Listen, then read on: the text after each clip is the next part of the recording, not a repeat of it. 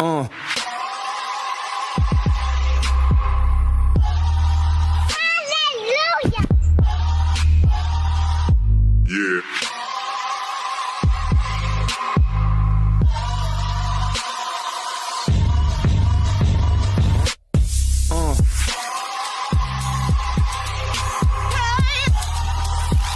Hallelujah. Yeah.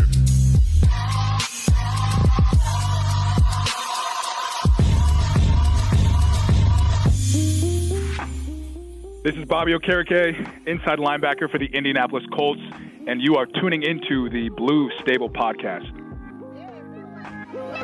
What a big Sunday it was for the Indianapolis Colts. They take home the win 34-27 over the Jacksonville Jaguars. We are going to be on here discussing that game and much more for you guys today. But before we do that, make sure you drop a comment in the comment section below if you are watching on YouTube. Let us know your thoughts on the game. Who was the best player of the game? What was the biggest moment? Tell us how you think it went. Also, if you're not already, make sure you leave a like, subscribe to the channel. We are much appreciative of that and the support you guys bring to the Blue Stable. As always, Michael Pevia here with you guys, and joined by me as always, Marcus, aka Culture Shock. Marcus, how was this Sunday today, especially with the Colts win? Oh, it was so relieving. It was so relieving, like the things we talked about in the last show, and they put it into effect this game. Everything was just smooth sailing, and it's exactly how we wanted the Colts to perform on the offensive side. So I feel great right now, man. I'm on cloud nine. On cloud nine, indeed, man. I think we all were after that game, especially with the big play. We're gonna jot it all down for you guys. We're gonna break it all down for you. You know how we do it, what we liked, what we didn't like, and what we're gonna start off with. Real quick, man. Before we get into that, I got to get your thoughts because obviously it was a big, very big topic on Colts Twitter. Did you catch Alabama and Tennessee? No, but I figured it was a shootout. I'm pretty sure that's usually how college football go.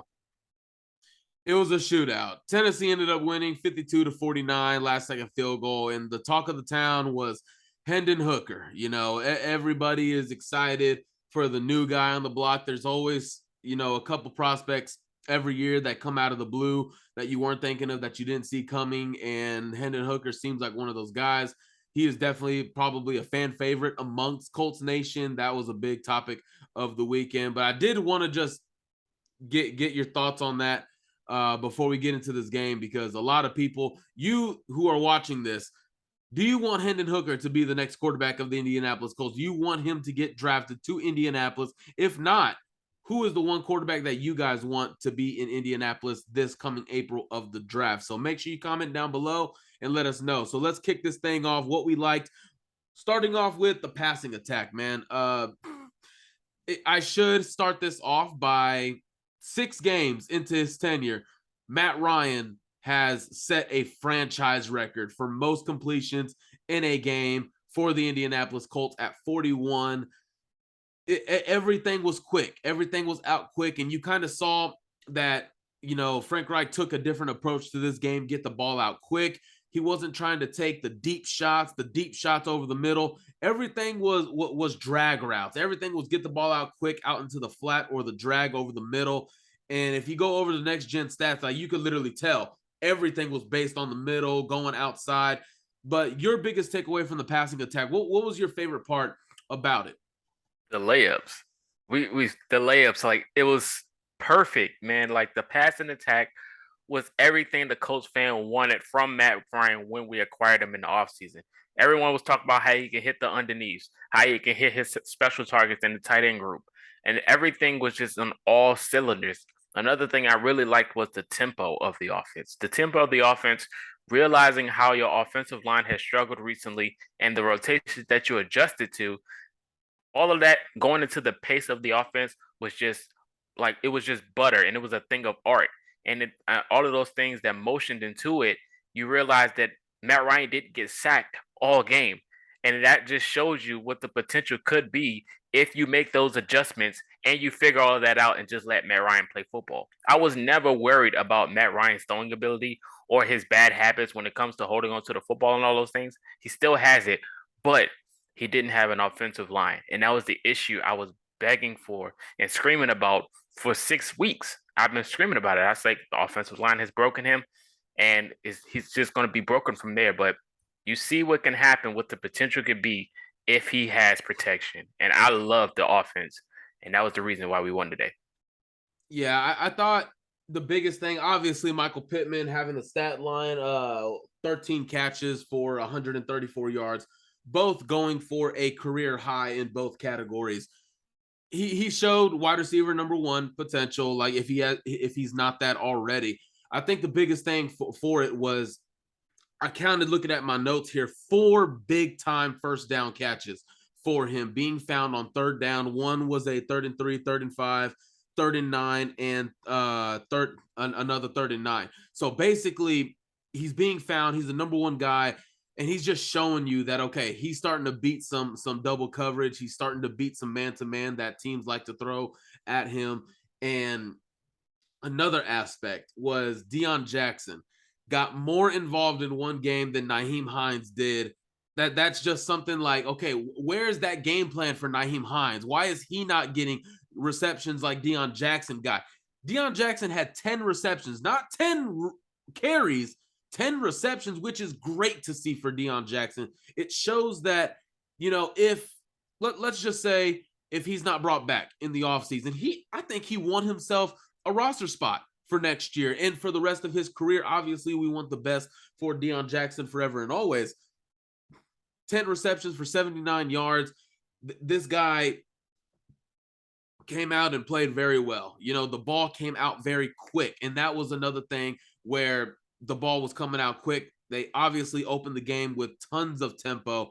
Didn't necessarily get too much going on the first 2 drives, rather. Didn't get too much going, but once they started getting the ball out quick, started going to Phillip Lindsay, started going to Deion Jackson, started going to Alec Pierce, Kylan Granson. Going back to Phillip Lindsay, he had 3 catches as well.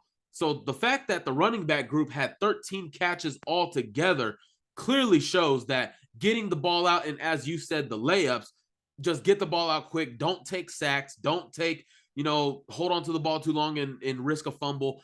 It shows that Matt Ryan is correcting some of that stuff, some of those errors that he's shown in the past. No, not the past, but the last 5 weeks, right? Into the season. So he was on pace to shatter that record. He's still on pace to shatter that fumble record.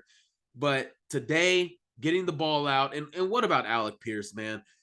He was the talk of the day. Surprisingly, to my surprise, he was. I'm not sure why people weren't talking about Michael Pittman more, but again, the love for rookies goes above any other player. Rookies get praised so much. Jelani Woods, Alec Pierce, Rodney Thomas, right here, his biggest fan, Bernard Ryman. I mean, guys get praised who are rookies. But for Alec Pierce, 2 big-time catches. I believe when Indianapolis was trying to get the rhythm going, coming out in the second quarter, it was a big first down catch to keep the chains moving, and they eventually scored on that drive. And that was a big catch. Alec Pierce being found for first downs, and then obviously the game winner. Beating press man coverage. That was a monumental call. Like, were you surprised that Frank Reich called that? Like, just one-on-one. If Alec Pierce has one-on-one, take that shot. We'll take our chances. I was extremely shocked because, first of all, we got to give credit. Matt Ryan had 3 years to throw that football. So somebody could have been covered up, and he had enough time to wait for them to get adjusted to get open. So that's the first thing. But I was shocked that the ball and that play call was designed, and it shows you how much faith you have in Alec Pierce in a jump ball situation, that I might add.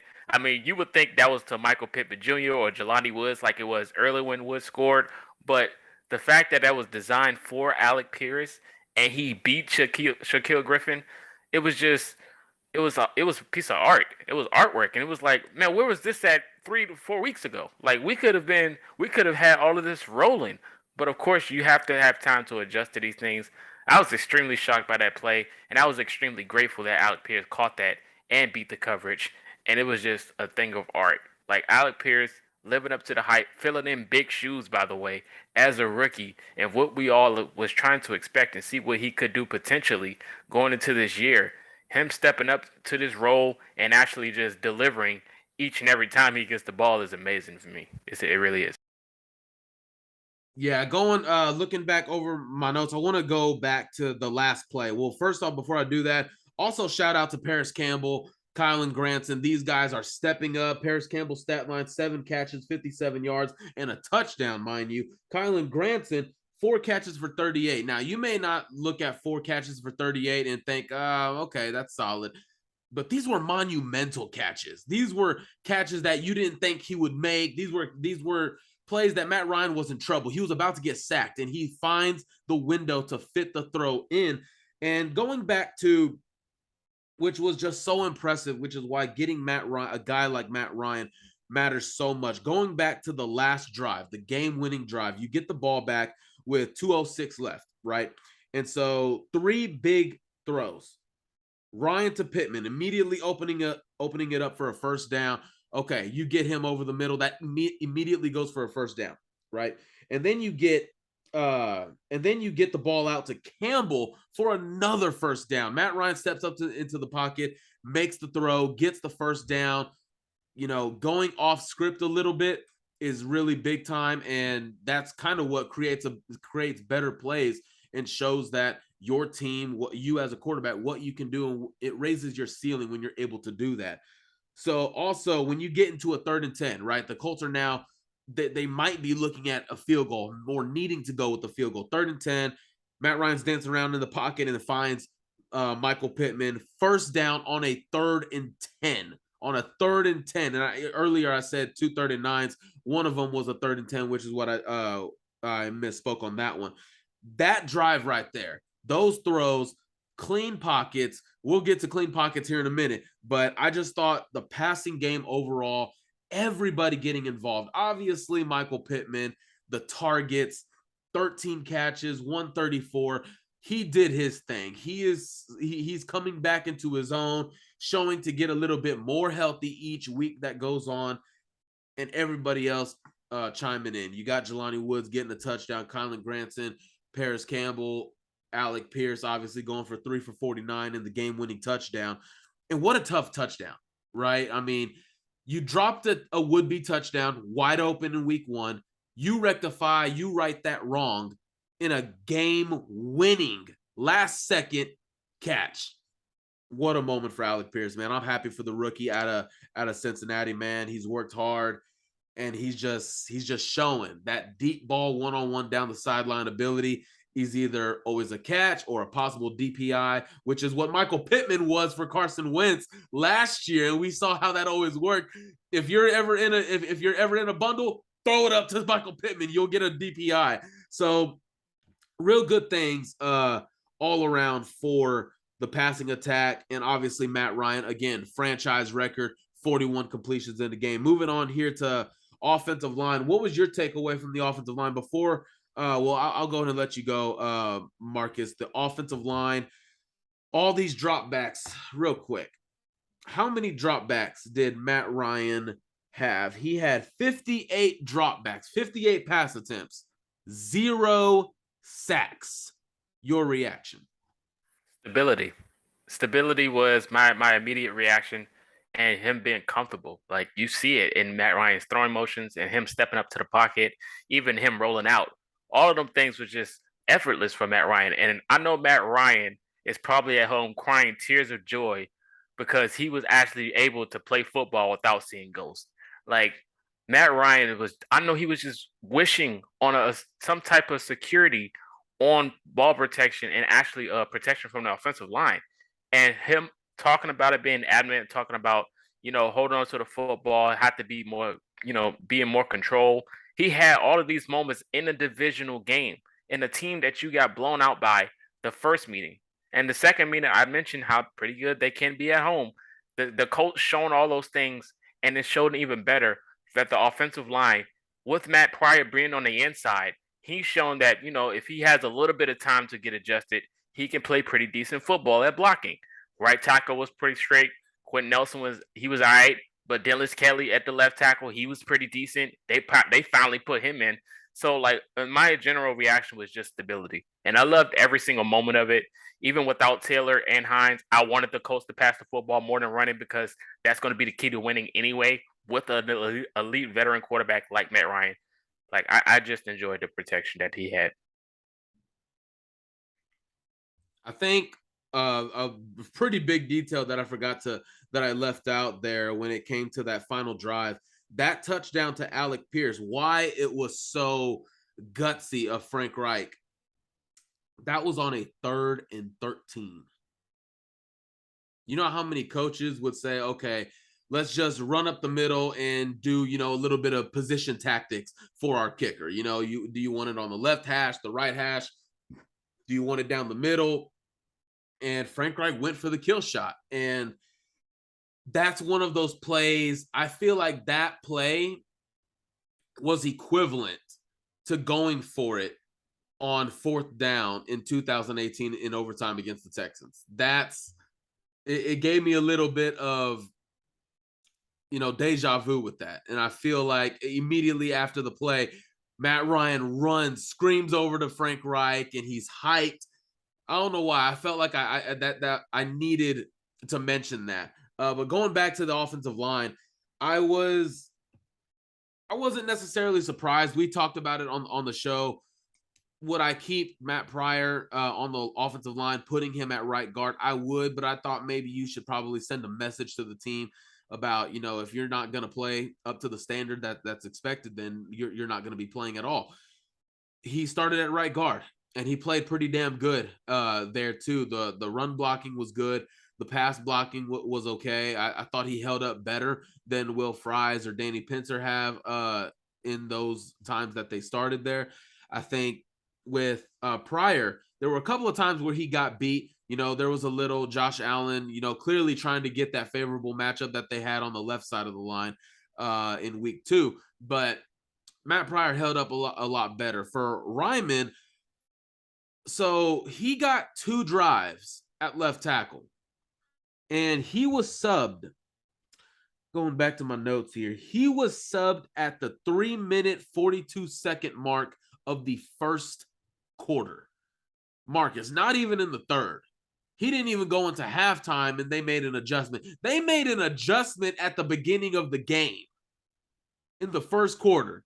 Now, some clarity on it. I believe it was Zach Kiefer that came out and said, initially going in, they were going to talk about, you wanted to, swap out and have Bernhard Raimann and Dennis Kelly kind of swapping in and out with each other. Again, why are you doing that? Why do you continue to mess with the chemistry?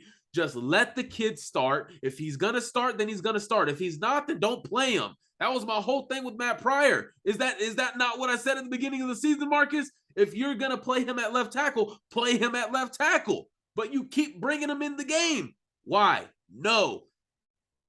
Dennis Kelly came in and he never went back out. Never went back out. And to his credit, he's been a vet, Marcus. He played very well. For Bernhard Raimann, again, I just don't think he's ready to start. I don't think he's ready for this level yet. Not yet. It's a bummer. I know. Everybody loves him. He's the rookie. They want to see him play. I get it. But he's not ready. He literally almost got destroyed and driven into Matt Ryan. He got freaking Josh Allen extended his arms and bench pressed that dude off of him. It's nothing against them. I think this offensive line, the starting 5, I think you found your starting 5 for the rest of the season. Marcus, what do you say? I agree with you 100%. Like, this offensive line, I think, usually you can experiment maybe 2 or 3 games, but after today's performance against a team that literally shut you out and forced you not to make the playoffs last year and beat the crap out of you earlier in the season, with this offensive line and what Matt Ryan did, there's no question as to why would you make a change on the offensive line. Like, it was remarkable how good Matt Ryan has gotten this game compared to last game and the game before. Like, I mean, he was showing flashes when he had moments, but this game in general was perfection for what you would want to see from Matt Ryan. I enjoy it. Don't make no changes. Yeah, I thought on the first two drives, Ryman and Smith were both a little shaky to start the game. There was that, I can't remember. Oh, it was that holding call that halted the first drive. Rather, they looked like they were going tempo, got a couple first downs, and both Ryman and Smith lost their matchups, and Smith just held Trayvon Walker, and it was called back, and that ruined the drive. You were forced to punt.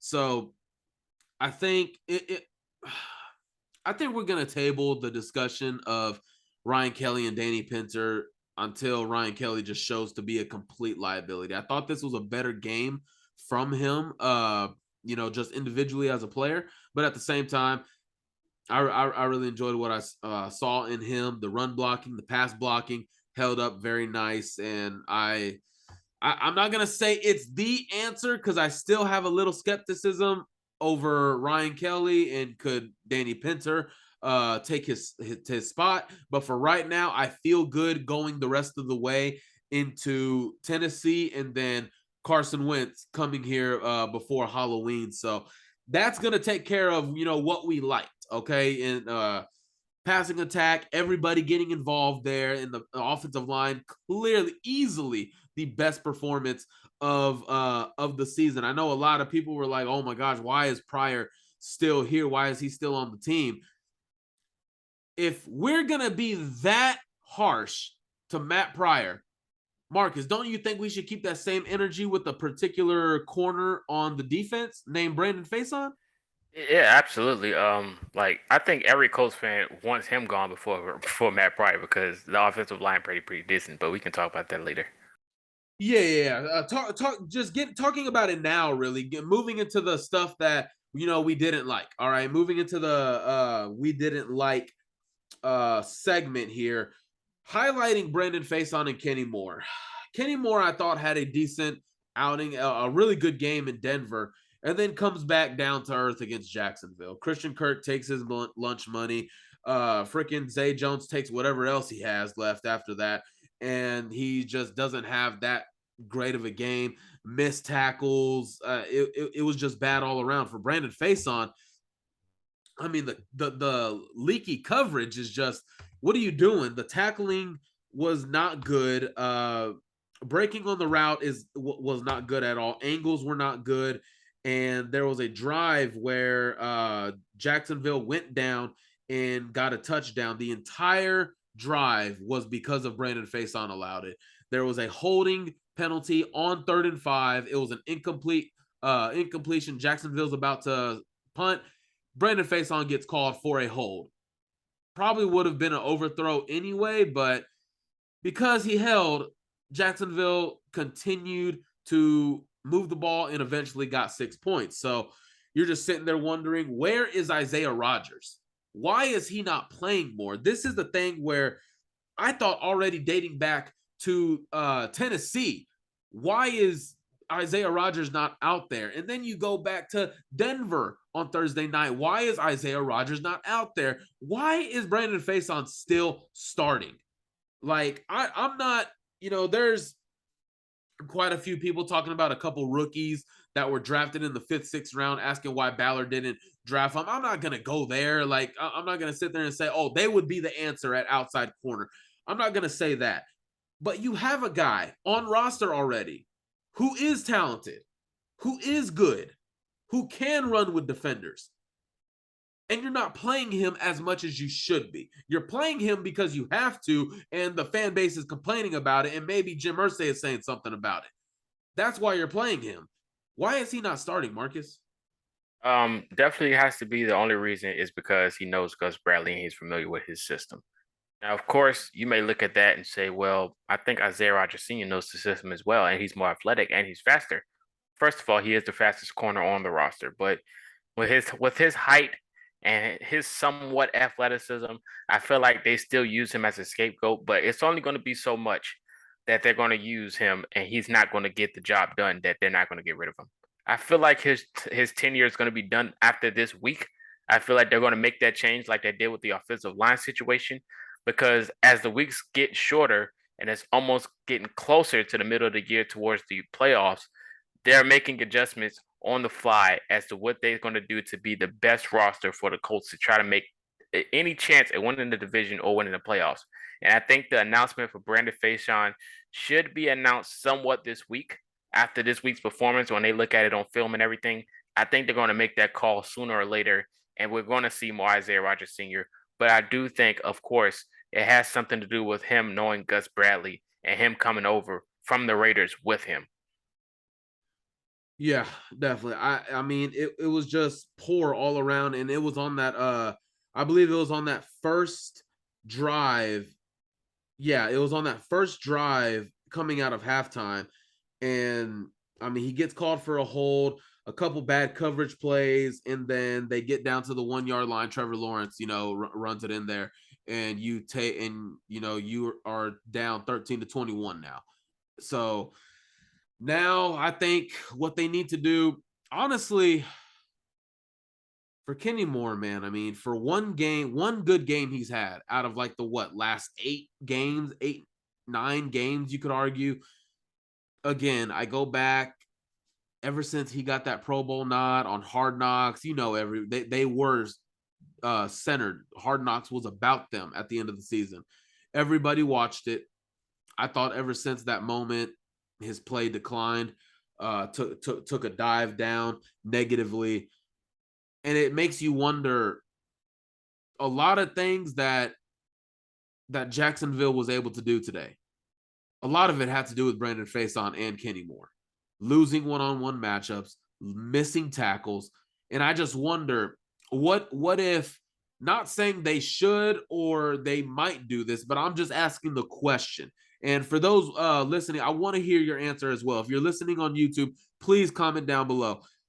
If you got rid of Faison and Kenny Moore today, who would you fill in for those spots? Because obviously you have the nickel spot. What does Bradley want to do there? What does his approach to this defense change now that Kenny Moore is out? Because again, you have to be considerate of Kenny Moore by the fact that he was just named a Pro Bowler, right? You can't just say, oh, you know what, we're not going to play you.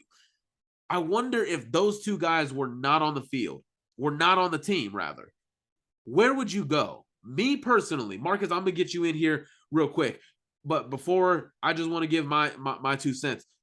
I think what you could possibly do is have Isaiah Rodgers go in the nickel. I want to see him go inside. And then, what about Dallas Flowers going outside? Tall, long, especially what Gus Bradley wants in that other outside corner. Athletic, showed some solid things. That's my number one offer. But the second one would be Isaiah Rodgers, the outside corner. And then what about inserting Rodney Thomas there at nickel and putting Julian Blackmon back at free safety? That's a little something I was thinking about during the game, where Kenny Moore's missing tackles, he's missing the coverage assignments, poor angles, Brandon Faison, poor angles, all the above that I said for Kenny Moore. What would this defense be like if these two were not on there? And to that question, your answer is what, Marcus? Yeah, definitely think Flowers and Rodgers would be the replacements.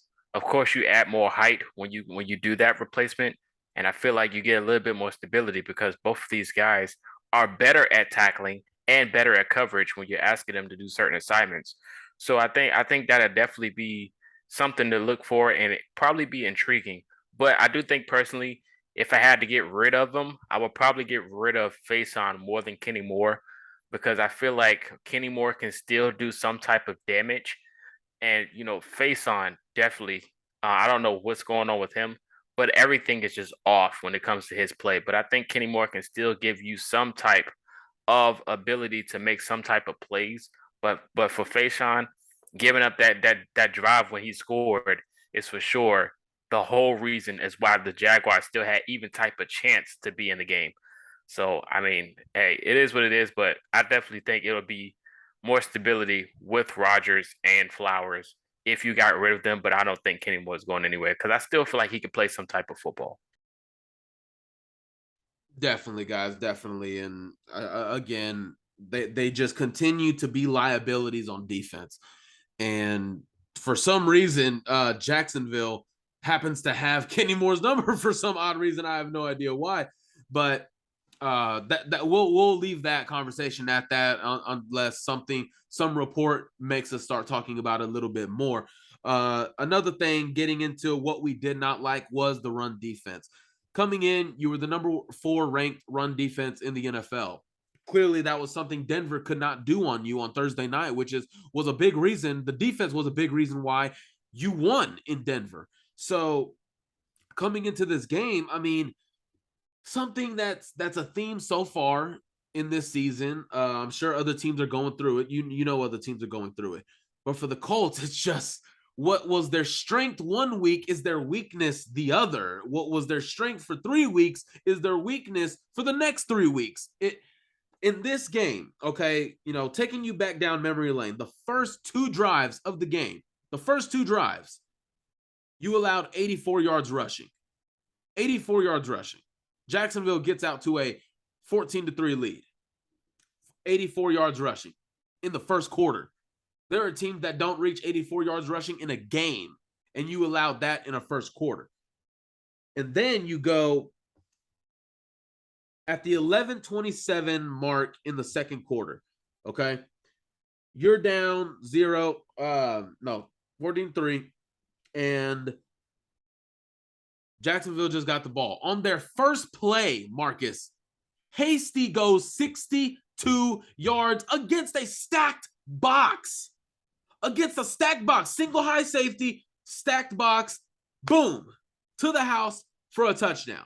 Now, on the back end, that's Rodney Thomas's responsibility, and he showed that he could do that in the preseason, right? Remember against Detroit, against Tampa Bay, coming up from the third level in the defense, making a tackle, saving a touchdown, and on this one, he had a bad angle. He was out of position and had a bad angle, which allowed the touchdown. 62 yards was just bad. And then you're coming out. There was another play here that I want to track down here in this sheet here real quick. 15 minutes. Oh, yeah. To come out, the first play of halftime, coming out, and now it's the start of the third quarter. The first play, Travis Etienne goes 27 yards. Trevor Lawrence only attempted 21 passes in this game. Incompleted 2, which the Colts did not cause. One was an overthrow and one was just a drop. So we didn't even force any incompletions, Marcus. Them being able to get chunk yardages by the run game equates to much success in the pass game, which is, again, 19 of 21 for Trevor Lawrence. They have to be better. They have to be better. Is this a sign that, is this due to Kwity Paye being hurt? Because he does do some good things in the run game. Yannick Ngakoue, is he a liability as a run defender?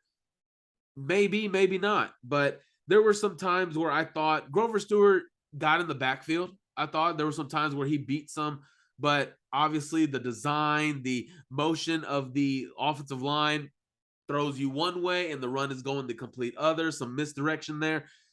It was clever by Jacksonville to use that, obviously using Travis Etienne and James Robinson. But I want to get your thoughts on this run defense. Just poor all the way around for today. Yeah, the run defense was definitely terrible, and it's been bad for the last two games, in my opinion. But I do think we're missing some key pieces on this defense that are pretty decent at helping stop the run. I mean, Grover Stewart has been an animal all season, and he's good at pass defense, and run defense. So, I mean, of course, if you had Kwity Paye, I think he helps from them outside. And then if you had Shaquille Leonard, I think he's another good piece at stopping the run. There's 2 guys that you do not have. It definitely plays a huge role. I'll even go say Julian Blackmon is pretty decent at tackling as well when it comes to run plays. But both of those guys, Paye and Leonard, are 2 guys you need to help stop the damage on the run game.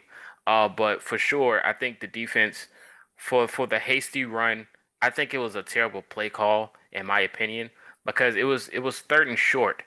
So I mean, I guess that Gus thinking they were going to run up the middle with a QB sneak to do something with Lawrence, but he kind of figured that out towards the end of the game, as you seen when they did that option play, and Lawrence just got stuffed when he tried to pitch it out to Travis Etienne.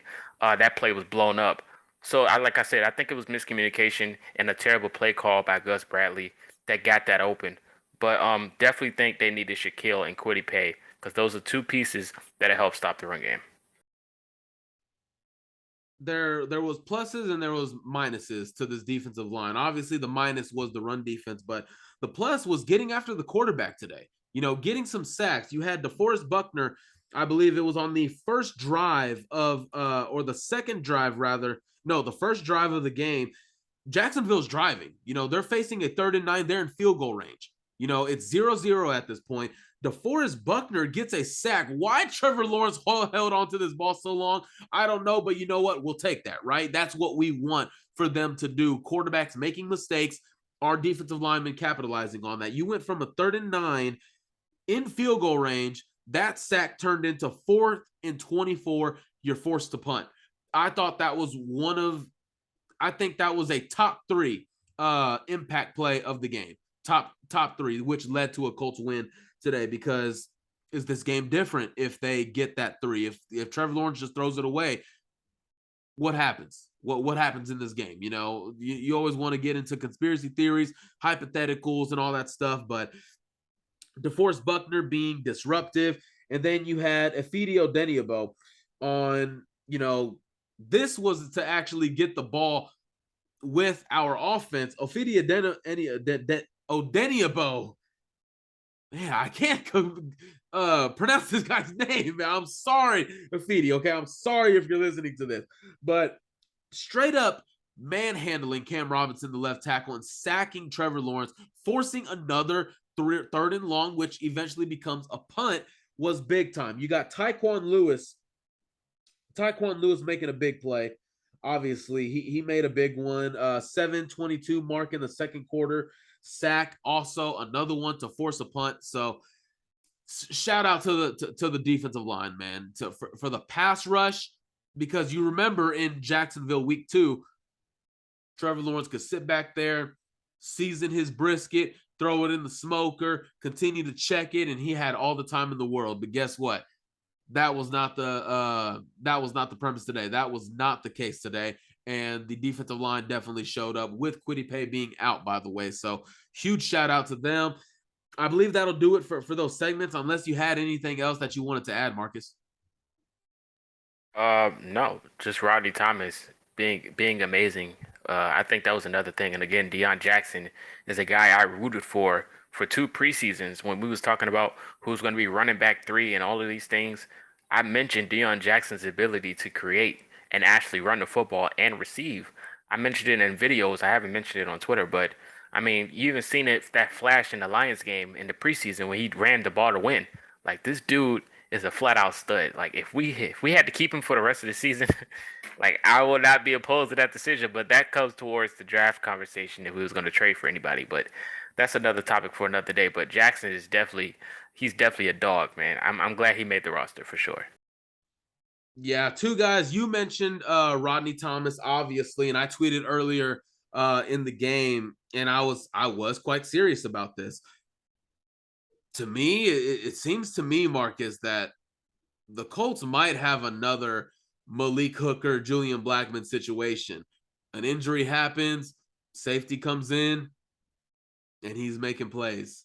Rodney Thomas, the play that I mentioned earlier, a 62-yard run against a stacked box, single high safety. That one play, out of position, bad angle, that's like the one bad play I can remember of Rodney Thomas for 3 starts that he's had already. That's one play. One play. I legitimately think that you should probably keep him in there. And Julian Blackmon was active today. Now, we'll see the official report tomorrow about the snap counts and everything once those numbers come in. But I don't remember seeing Julian Blackmon at any point on the defense. I don't remember him coming in for one play. And if you're Julian Blackmon, what are you thinking there, Marcus? What are you thinking there? I'm healthy, got my helmet, I'm active. Hey, coach. Hey, man. What's good? Oh, okay. You're just gonna keep playing Roger Thomas. Okay. You know, I felt I was thinking to my head, have you ever seen the movie Friday Night Lights? Okay, remember when Boobie Miles comes back from injury and he's on the sideline and they haven't played him and he's just like, put me in, coach, put me in. Put Boobie in, you get good things, and they're just ignoring him and he just keeps yelling on the sideline. I kept thinking to myself, is that what's going on right now? Like your starter is on the sideline and I'm pretty sure he's just wondering, hello, I'm down here.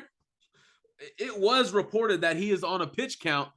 I don't know what that pitch count was, Marcus. I would not be surprised if he did not get one snap on defense. I'm calling it now. I don't remember seeing him out there. Before we jump into fan questions, Twitter questions, Facebook questions, obviously when we put those out, we'll get to those in a little bit. Before we do that, I want to shout out one more player. That's got to go to EJ Speed, man. This linebacker room has they have beaten and eclipsed all of our expectations for this group. Zaire Franklin, Bobby Okereke, EJ Speed. Oh, man, the Maniac's not here. Shaquille Leonard's not here. This team is going to struggle with the linebackers. They're going to struggle against Kansas City, and that's not the case, man. Zaire Franklin had a really good game against Kansas City. He had a really good game in Denver. Today, EJ Speed, I mentioned earlier, DeForest Buckner, that sack was a top 3 impact play of the game. This, I believe, is number 2 impact play of the game. Let me find it right here. At the 1 minute and 15 mark of the third quarter, Jacksonville has a little bit momentum. They're getting a couple first downs, and they're at midfield. 4th and 1. Doug Peterson wants to go for it. They try a pitch, all right? EJ Speed has perfect discipline in closing speed and nails Travis Etienne. Turnover on downs. Colts get the ball. They score on that next drive. That was an impact play that I want to shout out EJ Speed on, man. Really great, man. I've wanted to see EJ Speed for a while.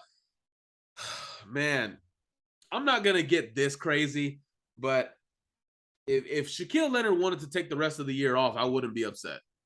I'm not going to get blasphemous. Does he take this defense to a whole nother level? I'm pretty sure he does. Punching the ball out, creating turnovers, that is what he does, and that's something he could bring to an already good defense. That's what he can bring. So I'm not in any way going to get blasphemous, but it just makes me think, like, I think we could be okay if he didn't play this season, but obviously we need you back, Maniac. All right, so that's going to do it for what we liked, what we didn't like, guys. Hope you enjoyed those segments right there. We're going to jump into fan questions here right now. So let's go ahead and start. I had a few on Facebook. The first one coming from Simon Baumgarty. Are we surprised we never saw an Ellinger package, especially with so many running backs out? Marcus, are you surprised? Are you surprised that you didn't see Sam Ellinger at all? No, because I didn't want to see him at all. Like, are we watching the same game? Like, Matt Ryan literally was carving the Jaguars defense the whole game. Like, of course, we have moments where it's like, all right, we can hit Jelani Woods here, or all right, we can hit Michael Pittman Jr. here. Like, this game was not needed for a Sam Ellinger package just because he dressed. It was just emergency situations due to what we had going on. Like, I just guess we trusted Sam Ellinger over Nick Foles if worst case scenario happened. I mean, I didn't think it was for a package. Like, of course, we can draw up the package every now and then. If I want to see the package, I would see it against the Tennessee Titans more than the Jacksonville Jaguars, because that'll catch them off guard, knowing the Titans. But personally, I wasn't surprised because I didn't want to see it anyway. Yeah, I'm not buying too much into Sam Ellinger jumping Nick Foles on the depth chart. I mean, even when Nick Foles jumped Sam Ellinger for quarterback 2, we never saw any plays for Nick Foles. So why should we expect any for Sam Ellinger? You know, is he progressing as a quarterback? I'm sure he is. I'm happy that he is. You know, he's been through a lot. He's a fighter. He does the right things. He does what he's coached to do. He does what he's asked of him. And he's an ultimate pro, from what I've been told. So I'm not surprised that we didn't see him out there, especially when you had CJ Verdell and Devontae Price both activated from the practice squad called up there, and they were both active. So, and for that reason, I thought that they were taking over special team snaps from Deion Jackson and Phillip Lindsay for those reasons, because obviously you need them to stay fresh for the running back reps. Another question here from Simon: is this the best line combination? When and where do you want to see Bernhard Raimann again? Me personally, only time I want to see him is in spot duty. If Dennis Kelly gets hurt, if Braden Smith gets hurt, do I like Raimann potentially at right tackle more than I do Matt Pryor? Yes, I do. So we've already seen Matt Pryor right tackle. We know what kind of disaster that is for this season. Let's not go back to it. But I just don't think he's ready, Marcus. I just don't. He proved that Thursday night. I'm not trying to hold that against him. And then he had 2 shaky drives in this game. And who knows if he would have stayed in this whole game, who knows if Matt Ryan 0 times he was sacked holds up. No fumbles today. Who knows if that holds up? That was kind of my worry. You know, are you going from 2 bad tackles to 2 more bad tackles? You know, that's just not a good thing for me personally. So I think this combination, Dennis Kelly, Quentin Nelson, Ryan Kelly, Matt Pryor, Braden Smith, 58 dropbacks, 0 sacks. I think it's pretty hard to sit there and talk about, oh yeah, let's go ahead and start Bernhard Raimann again. I don't think you can do that, man. Yeah, this is the lineup that you need to win. Well, to have some type of success on offense, I should say. Bernard, I think he needs to earn his reps through the offseason and preseason. So I think it's going to be a tough journey for him. But he could still maintain a roster spot just in case if anything happens to any of the offensive linemen. I think you can plug him in, and he'll probably have more success in that scenario. But as for right now, this is the best 5 that you use for the Colts. Definitely. We do appreciate the questions as well, Simon. Thank you for listening in, and thank you for asking the questions. This one coming from Destiny Estrada. Gotta ask, how do we get Jonathan Taylor back to his numbers from last season? The fact that he's already missed 2 games, missed half of another game, I think if you bring back 2020's offensive line, same age, everything, and then you hand the ball off to him 500 times, I think that's where you get him.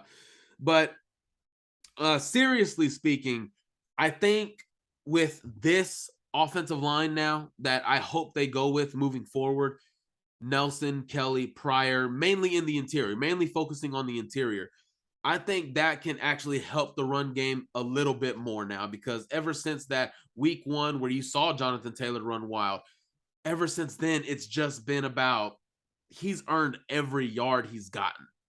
And from multiple offensive line changes, Braden Smith coming in, coming out, Ryan Kelly being hurt, Danny Pinter starting, Quentin Nelson, you know, having a 1 good game, 1 bad game, Matt Pryor going from left tackle to right guard. I think now that I believe you have an established interior offensive line, I think you can find more, what am I trying to call it? You can find more stability in your run game. So again, I don't want to see 25, 30 carries for Jonathan Taylor every week. I also don't want to see 58 dropbacks for Matt Ryan. Maybe keep that number around 35, the carries around 30, maybe 5 for Nyheim Hines, and, you know, spread them around, not trying to drive this man into the ground here. But I think with the improved offensive line play, and especially honing in on this starting 5, I think you can get there. Yeah, for Jonathan Taylor, go back to his natural self, or what we was talking about in his past seasons.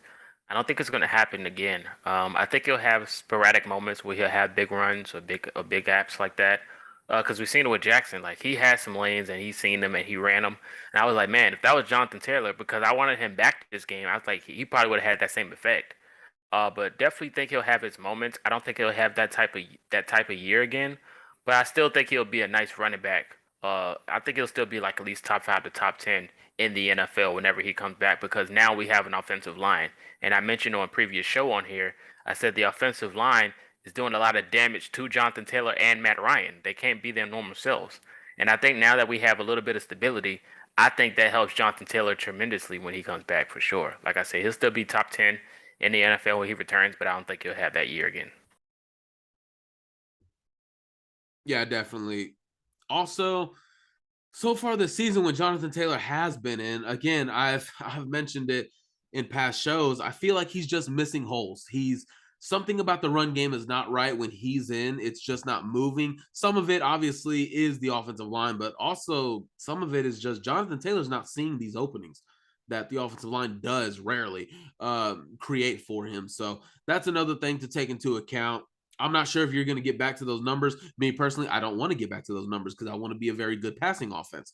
But other than that, for what I believe Destiny's main point of this question is, can we get back to if we need to run the football, can we do that effectively?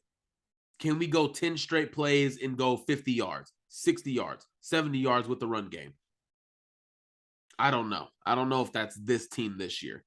Moving on to a couple going to Twitter now. We got Jay Robbins, writer of the Blue Stable. Which rookie impressed you the most?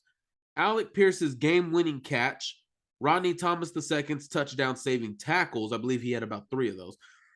Or Jelani Woods' contested touchdown grab and his blocking. Marcus, where would you go with this one? Alec Pierce for sure. Alec Pierce winning the game for us was probably the biggest play. Even though the other guys definitely made a couple of game saving plays, especially Thomas. But I think Alec Pierce, that 1-on-1 in the end zone to win the game, I think that pretty much canceled all the other moments because that won us the game in general. Yeah, I like that option. I'm going to go a different direction. I'm going to go with Jelani Woods. I'm going to go with him because for a rookie tight end, those are hard to get productions when you're a rookie, and especially if you're a raw, tall guy like a Jelani Woods. The fact that he's getting opportunities in the red zone and he's capitalizing on them, he's doing good things with these reps and these opportunities. As a rookie tight end, that's hard to do. And you don't see that too often in the NFL with those rookie tight ends as well. I mean, you go back with Jeremy Ruckert. What was his stat line in his rookie year? You go back to guys like Rob Gronkowski, even go back to Travis Kelce, Darren Waller, those guys. What were their stat lines? And who are they today?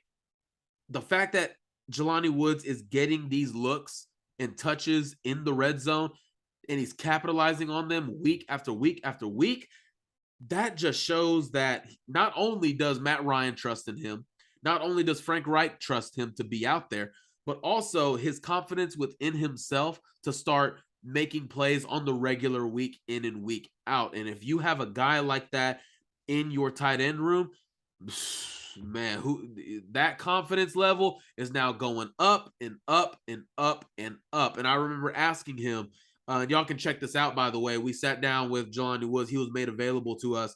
And my question to him was, do you believe that you should be in the red zone? Should you be on every play that is inside the red zone? And if you want to go watch his response, definitely go check that availability out on the Blue Stable YouTube page. So, yeah. Marcus is going to go with Alec Pierce, game winning. I'm going to go with Jelani Woods. But, man, we can't leave out Rodney Thomas, though, man. For 7th-round rookie, game-saving tackles, this man, he just makes plays, man. What can I say? Got that Yale degree. Already calculating in his head, running down, okay, I need to go. The circumference that I need to run at is 95 miles per hour. At this many feet, I'll get there at this many seconds, whatever the case may be. I don't know, man. This dude, hella smart. Hella smart. Moving on here, we got from Dr. P at the Greekster. Do you see Deion Jackson taking touches away from Hines? Thank you for your excellent work. Appreciate that, Dr. P. We really appreciate that and your support for the Blue Stable. My response to this, I mean, think about it like this, Marcus. Let me read the question again. Do you see Deion Jackson taking touches away from Nyheim Hines? For me, it comes down to this. You already have one position group where you're paying a guy X amount of money, and then this guy is now jumping him in production. Who am I talking about? Yes, Mo Alley-Cox. Got me 0 damn points in fantasy today. Oh, yeah, his ass going to be cut tomorrow. I think Mo Alley-Cox getting a 3-year, $18 million contract. You're investing in him to be tight end 1, yet he's giving you tight end 10 production. You got Jelani Woods overstepping him in that department. Touchdowns, catches, yards, all that. Already, the rookie. Do you want that at your running back? Do you want that at another skill position, Marcus? Do you really think as a GM you would want the guys making less money, having less experience, taking touches away from the guys you're paying to get touches? I don't think Jackson's going to be taking reps away from Hines when he returns. I think it opens a window because none of this was really occurring when Hines was playing. Like everything was gone bad, but you see the different tempo and the pace and the layups and the attempts. All of these things has changed this game. I think this just opens it up for when Hines returns. Those players are going to be there for him that Jackson was doing today. So I don't think it takes away from him. I think this opens the opportunity for him when he comes back. Yeah, I like where you went with that. Another aspect where I'll take it a step further is that I see a way that you can use all 3 running backs in your game plan. You know, if like I said, don't give Jonathan Taylor 30, 25 carries. Give him 20 carries. And if you don't want to give those other carries to Nyheim Hines because maybe he's too small, he's not strong enough, whatever the case may be, give those carries to Deion Jackson. Give those to him and keep Nyheim Hines in those pass down plays. Boom.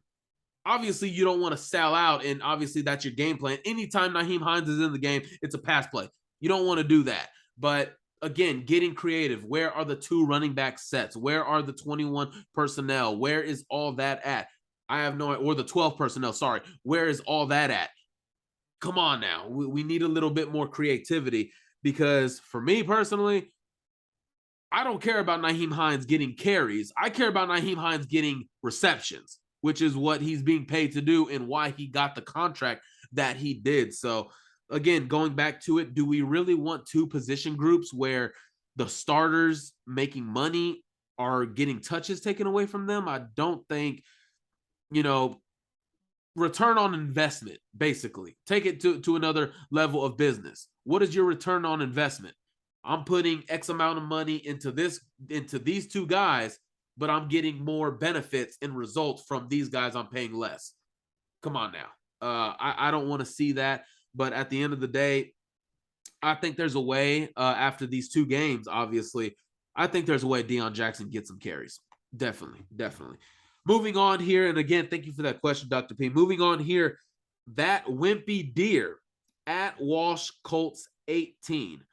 3-part question, so we got a 3-parter, all right? Why do we think the run defense was poor today? Was it scheming by Gus to avoid the West Coast passes? Quick release, parentheses, we saw from Lawrence last time we met? Or was it the absence of pay, speaking to how underrated he is? So let's break this down, obviously, by the 3 questions. Why do we think the run defense was so poor today? Not crashing enough gaps.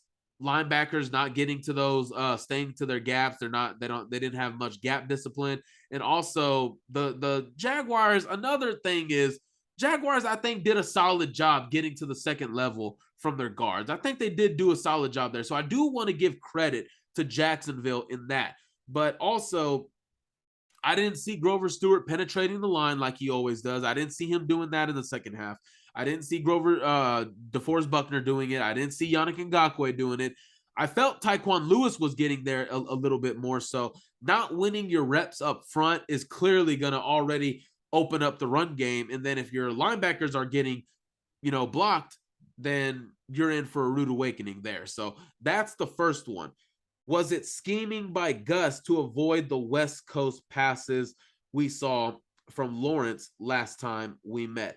I don't think it was, because if you go back to this, if you rewatch the game, the ball's coming out just as fast in this game. Again, 19 completions, 21 attempts. You're still getting the ball out quick, fast, and in a hurry, and they're being completed. I didn't see too much of a change with it because I thought Taekwon Lewis filled in pretty adequately for Kwity Paye in this game, pass rush and run defense wise. So I don't think it was that scheming. I think he just there was a difference I saw in the secondary, dropping a little bit more coverage back, getting a little bit more tricky with, disguising your coverages a little bit, showing some blitz and then backing off a little bit, making Trevor Lawrence second guess a little bit more. But in the end, he really wasn't. Again, 19 for 21. So I want to get your thoughts on this one, Marcus. Was it the absence of Kwity Paye speaking to how underrated he was in terms of why the run defense was poor? I think, like I said, I think it has something to do a lot with Paye and Shaquille not being there because they're good at stopping the run. I think the scheme, like I said, it was just miscommunication and bad angles when it comes to tackling to stop the run. Another thing that was the issue to it. But most of all, we just have to give flat out credit to Doug Peterson and their offensive scheme that they did to get those breaks. Because when you look at it, the big run by Hasty on third down, they were passing the football, and they were doing QB sneaks. And then when it came to Hasty, that wasn't in the whole game. He seized the football, and nobody's game planning for this guy on that big run. Of course, you're used to seeing Thomas on the single high, but I think he was on the opposite side of the field, and he crashed the middle. And then when Hasty bounces out right, it's too late for Thomas to turn around and try to catch him because Hasty's just gone. So, like I said, I think it just got to give credit to the game plan that Doug Peterson drew up to defeat the Colts on the run defense. I think that has more to do than what missing Paye and everything. I just think it was just better game plan coming into it for sure.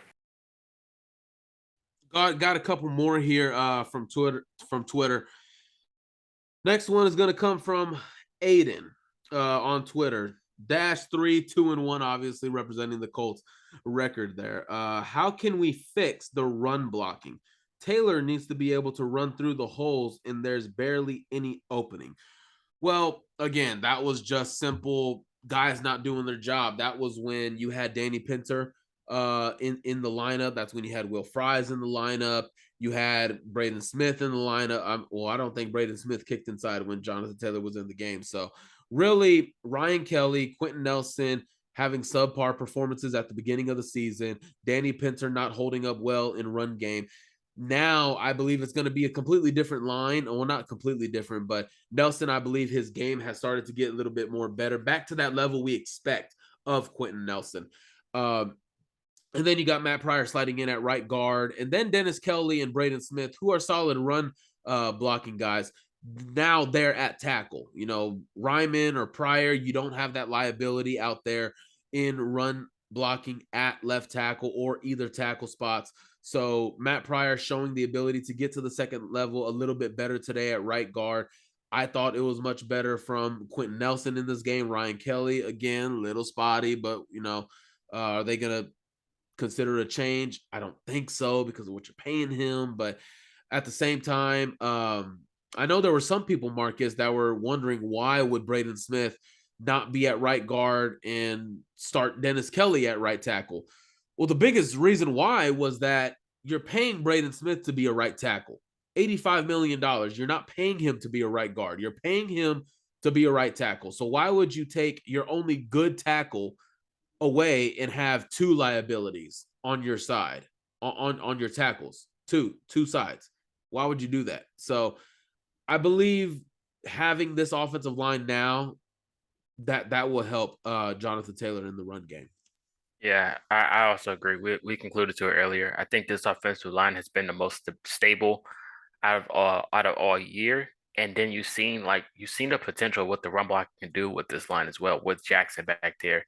I mean, even on the goal line on the 2-point conversions with Philly Lindsay ran it up the middle. That wasn't possible 2 weeks ago. So I think this offensive line is the best formation that we can use going forward.